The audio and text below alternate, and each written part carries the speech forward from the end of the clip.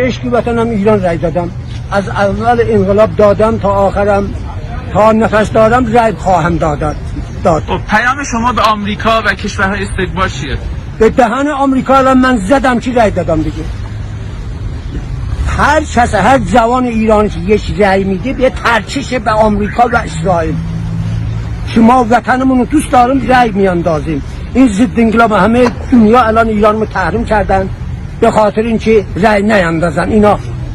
ما الان سردار سلیمانی گفته ایران حرم است. این حرم اگر حفظ شد حفظ شد، نشد الان حرم ها را تمام شهدا رفتن حفظ کردن. اون جوانای بسیجیان سلاشور اونا الان نبودن، الان حرمی نبود.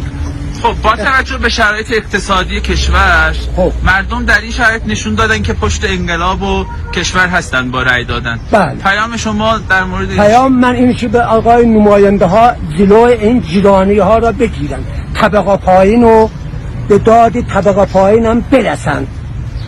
این سکه دلار اینا سعی کنن که اینا را جلوشو بگیرن.